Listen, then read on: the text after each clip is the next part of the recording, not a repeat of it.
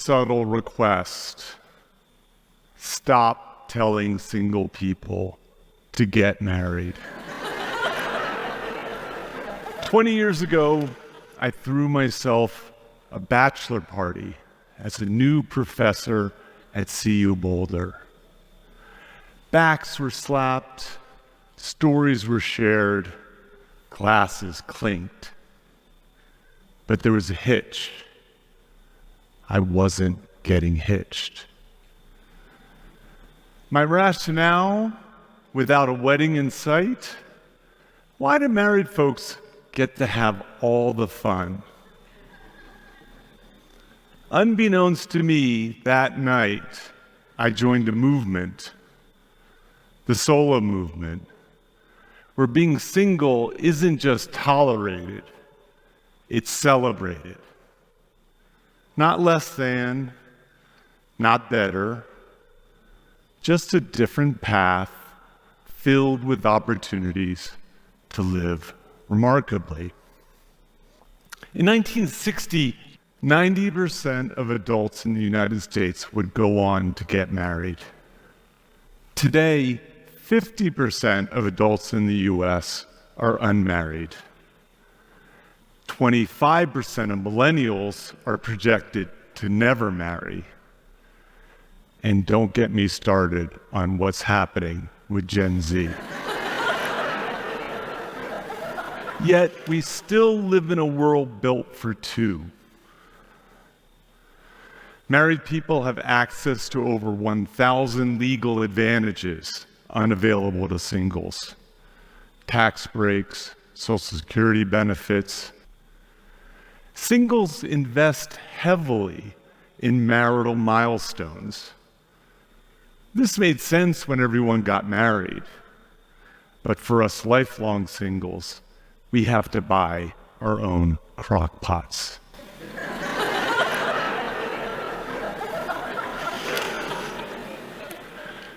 And then there's Aunt Sally, who keeps asking, so, is there anyone special? How many of us have an Aunt Sally? Lately, a chorus of media voices have traded Aunt Sally's question for a prescription. Get married. You don't believe me? There's a book called Get Married. And it came out, of course, on Valentine's Day. The Get Married advocates like to point to data that show that married people report higher life satisfaction than single people. Their conclusion: get married and get happy. Your bonus, you get to save civilization.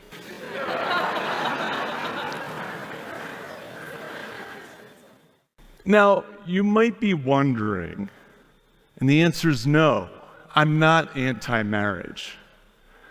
I've even had a couple near misses.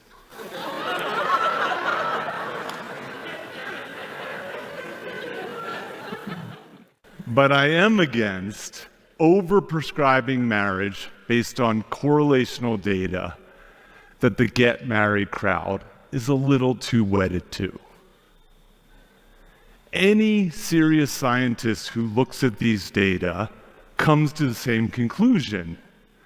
That is, that people who get married are already slightly happier to begin with. But there is a happiness effect in the data. There's a wedding day bump, but it fades fast.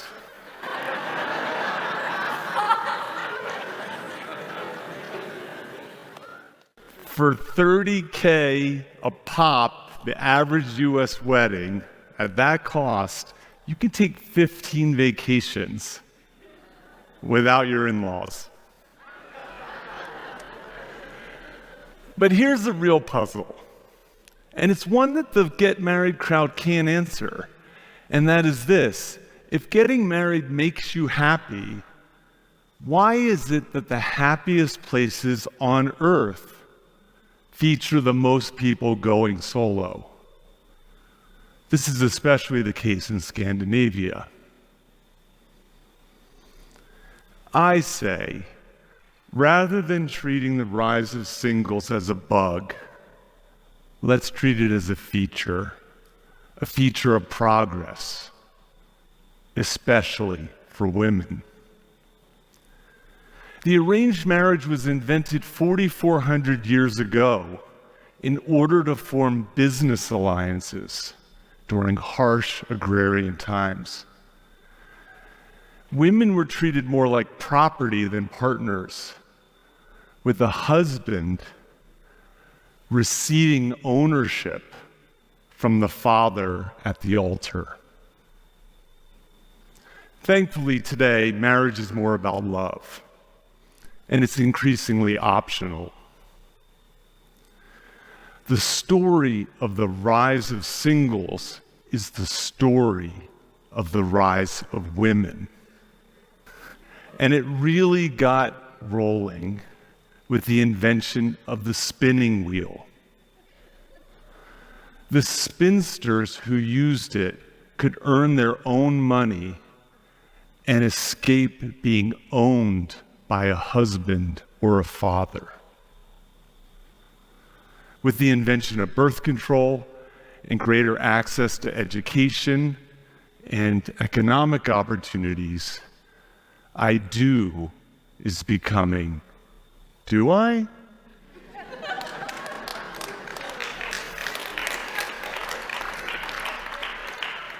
The spinsters of yesterday and the cat ladies of today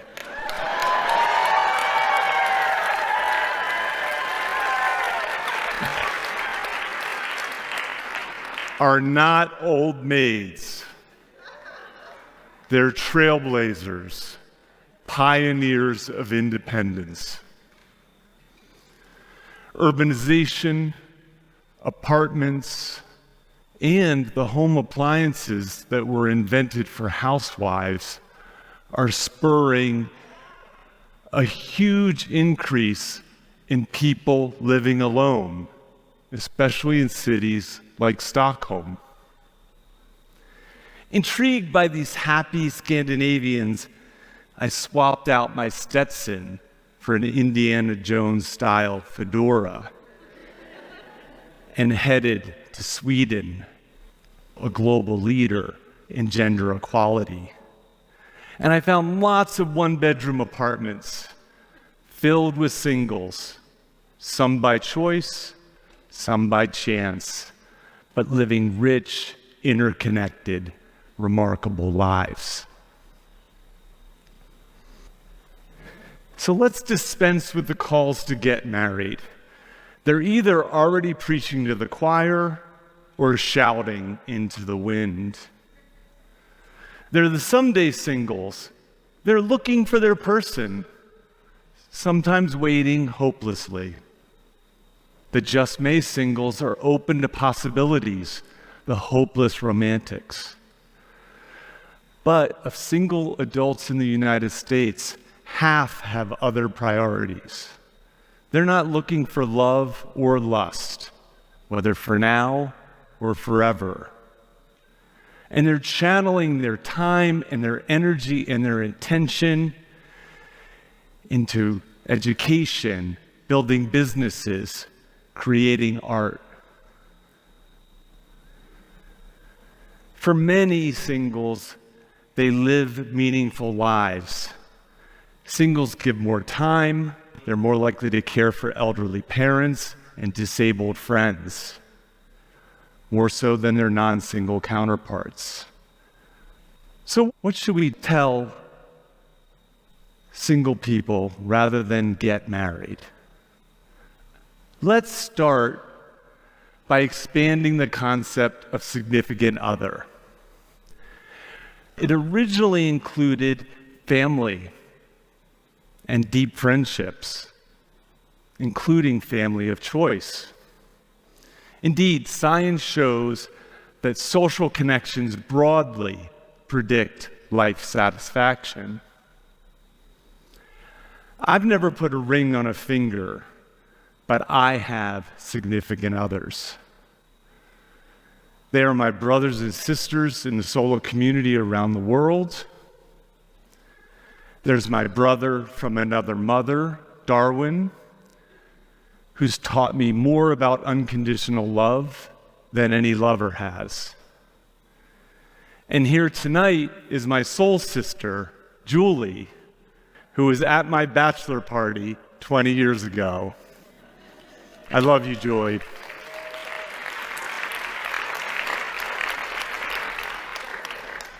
Next, let's advocate for policies that support a family of one.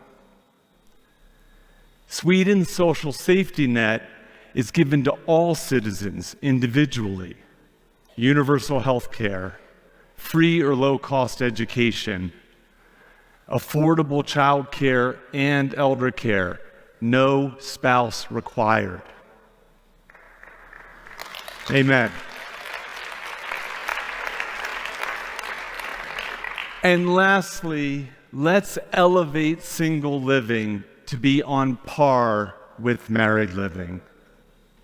Not better, not worse, just a different path filled with our opportunities to live remarkably. I always thought that there was something wrong with me for not wanting to get married. The prospect of it felt like I would be wearing an ill-fitting suit, or worse, a straitjacket. Now, don't get me wrong, I have plenty of problems.